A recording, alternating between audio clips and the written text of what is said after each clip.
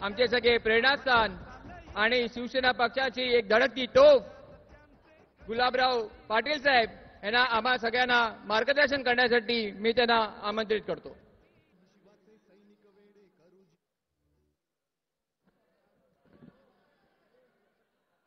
हिंदुस्थानाचं आराध्य दैवत राजे छत्रपती शिवाजी महाराज,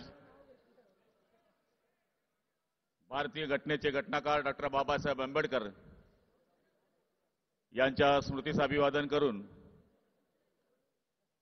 आजच्या शिवसेनेच्या 58व्या वर्धापनाच्या निमित्तानं उपस्थित असलेले या राज्याचे मुख्यमंत्री, शिवसेनेचे मुख्य नेते नामदार एकनाथ शिंदे साहेब, व्यासपीठावर बसलेले सगळे शिवसेनेचे नेते, शिवसेनेचे सगळे खासदार, आमदार, मंत्री, उपनेते,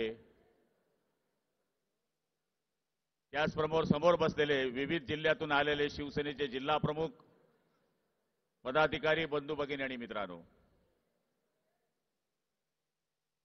जवळपास 41 वर्षापासून दर वर्धापन दिवसाला येण्याची संधी आमच्यासारख्या कार्यकर्त्यांना मिळत असते.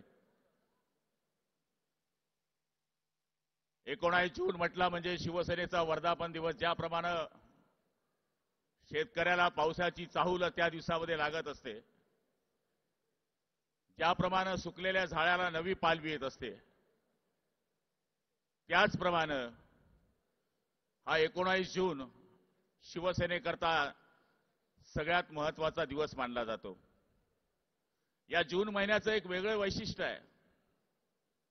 या जून महिन्यामध्ये शिवसेनेची स्थापना वंदनीय शिवसेना प्रमुखांनी केली. या जून महिन्यामध्येच वर्धापन दिनानिमित्तानं बऱ्याच कार्यकर्त्यांना स्थानिक स्वराज्य संस्था असू दे किंवा पक्षाचं संघटन असू दे, याच्याकरता बरीच पदं मिळण्याचा या ठिकाणी प्रयत्न झाला. आणि 2 वर्षापूर्वीचा जून महिना आपल्याला आठवत असेल. 2 वर्षाच्या जून महिन्यामध्ये एक उठाव झाला की होय, आम्ही हिंदुत्वाच्या पाठीशी आहोत, आम्ही शिवसेना प्रमुखांच्या विचारानं चालणारे लोक आहोत.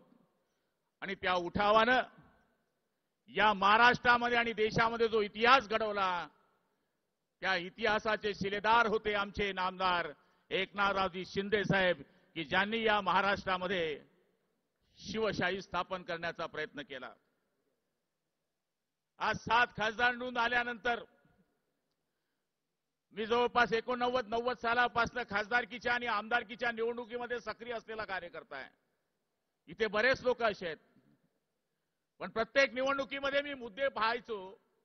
रस्त्यांचे मुद्दे असायचे, पाटाच्या पाण्याचे मुद्दे असायचे, शेतीच्या भावाच्या मुद्दे, पिकाच्या भावाचे मुद्दे असायचे.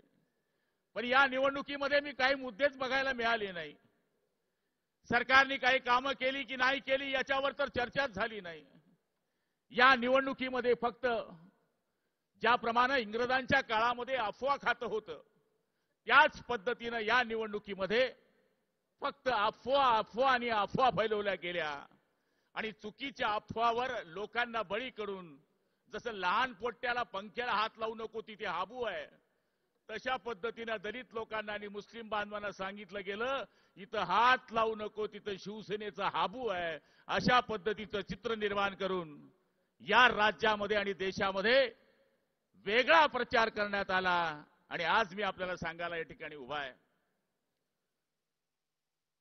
जे सीटा आमच्या निवडून आलेल्या आहेत त्या सीटांचं जर आपण अंतर पाहिलं आणि समोरच्यांचं अंतर पाहिलं, तर ज्या वस्तीमध्ये कधीच आम्हाला शिवसेनेला मतं मिळाली नाही, त्या वस्तीमध्ये त्यांना मतं मिळाली. मला आनंद वाटला की आदरणीय उद्धवजी साहेबांनी पहिल्या वेळेस काँग्रेसच्या पंजाला मतदान केलं. माझ्या मते वंदनीय शिवसेना प्रमुखांचा आत्मा काय म्हणत असेल की ज्या काँग्रेसनं गुलाबराव पाटलासारख्या माणसाला जेलमध्ये घातलं, ज्या काँग्रेसनं तुमच्या आमच्या सगळ्या कार्यकर्त्यांना संपवण्याचा मागच्या काळामध्ये प्रयत्न केला, ज्या काँग्रेस बरोबर वेळ आली तर मी माझं दुकान बंद करून टाकेल पण मी काँग्रेसशी युती करणार नाही, त्या वंदनीय शिवसेना प्रमुखांच्या पुत्रांनी या ठिकाणी कार्यकर्त्यांच्या दिलेल्या आवतीला न मानता काँग्रेसच्या पंजाला मतदान केलं. मला तरी असं वाटतं की याच्यासारखा दुर्दैवाचा दिवस कुठला नाहीये. 9 खासदार निवडून आले मला माहिती आहे, पण दलितांची आणि मुस्लिमांची मतं जर आपण यावेळेस त्यांची मायनस केली तर संभाजीनगरचा विजय आपल्या डोळ्याच्या समोर आहे. इम्तियाज जलील उभं राहिल्यानंतर संदीपान भुमरे निवडून आले, याचं आपल्याला समोर जिवंत उदाहरण आहे.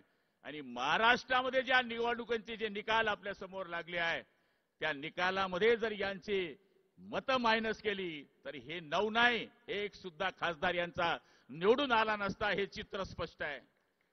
मी या ठिकाणी शिंदे साहेबांचं आणि सगळ्या खासदार साहेबांचं या ठिकाणी अभिनंदन करणार आहे. सगळ्या खासदार साहेबांनी या ठिकाणी विनंती केली की श्रीकांत शिंदे साहेबांना मंत्री करा.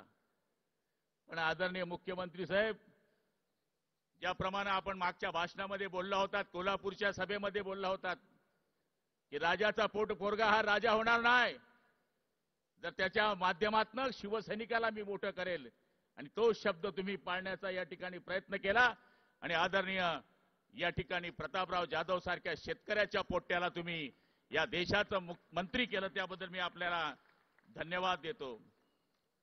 आज आपल्या सगळ्या कार्यकर्त्यांना मी विनंती करणार आहे, लोकसभेमध्ये जरी आपल्याला 7 सीट निवडून आले असल्या तरी 90 दिवसावर आपली विधानसभेची निवडणूक आहे. 6 महिने परीक्षा आपली झालेली आहे आणि 90 दिवसानंतर आपल्याला विधानसभेच्या समोर जायचं आहे. आणि विधानसभेच्या निवडणुकीच्या माध्यमातून बोलणाऱ्यांनी जे सांगितलं, आपले 50 आमदार आणि नंतर ज्या सीट आपल्या ताब्यामध्ये मिळतील, ज्या सीट आपल्या वाट्याला येतील, त्यामध्ये आपल्याला निवडून येण्याकरता जर ताकद वाढवायची असेल तर आजपासून आपल्याला कामावं लागणार आहे.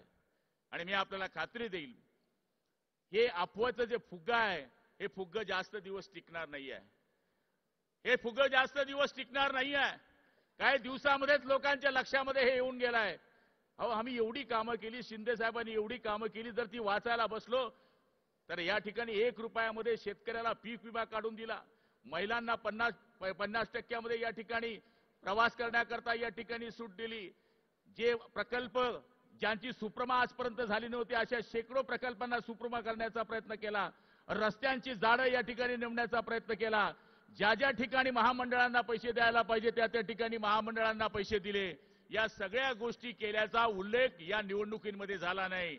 या निवडणुकीमध्ये उल्लेख झाला की ते या ठिकाणी घटना बदलवणार आहेत. ते जर निवडून आले तर मुसलमानांना जणू काही पाकिस्तानामध्येच पाठवून देणार आहेत, अशा पद्धतीचं चित्र निर्माण करण्यात आलं.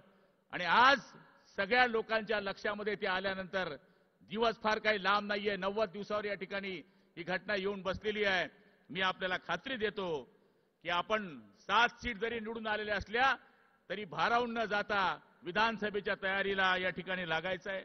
काही ठिकाणी आपल्या सीट कमी मतांनी पडल्या.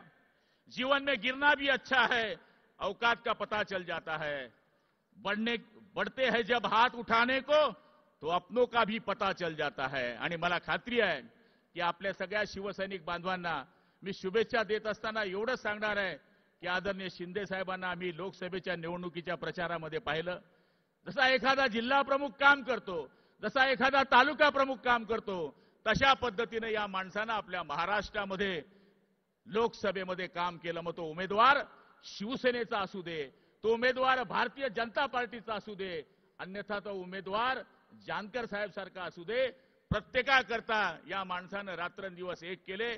आणि आज आपले 7 खासदार या ठिकाणी निवडून आले. आपल्यावर कोणी किती टीका करत असले तरी आपण ग्राउंडवरचे लोक आहेत, आपण जमिनीवरचे लोक आहोत. आपल्याला कधीच वाटत नाही की आपण मंत्री आहे, अजूनही आपण पान ठेल्यावर बसणारे लोक आहोत. त्याच्यामुळे आपल्याला मंत्रीपदाचा अजूनही भाव नाही आहे. त्यामुळे आपण जमिनीवर आहोत. आणि मी फार मोठ्या गोष्टी करणार नाही, इथे सगळे खेड्यातले आणि शहरातले लोक साहेब, खासदारकीच्या वातावरणानंतरच्या विधानसभेच्या वातावरणामध्ये फरक आहे, हे सगळ्या नेत्यांना मान्य आहे. ग्रामपंचायतची निवडणूक वेगळी असते, जिल्हा परिषदेची निवडणूक वेगळी असते, नगरपालिकेची निवडणूक वेगळी असते, आमदारकीची निवडणूक वेगळी असते आणि खासदारकीची निवडणूक वेगळी असते. आम्हाला बऱ्याच ठिकाणी 80% मुस्लिम मतं देतात, वाडेचे वाडे दलितांचे आम्हाला मतं देतात. पण यावेळेस मुस्लिम वस्ती गेल्यानंतर ते असं काही सांगायचे, इस बार मत बोलो भाई साहब, इस बार हमको वोट का मत बोलो.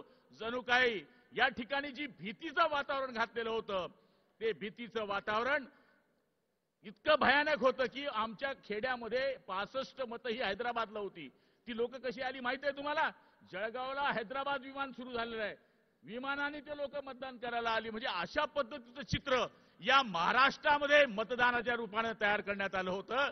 पण मी आपल्याला खात्री देणार आहे की विधानसभेच्या निवडणुकीमध्ये पक्षाच्या व्यतिरिक्त व्यक्तीला सुद्धा जास्त प्रमाणात महत्त्व दिलं जातं.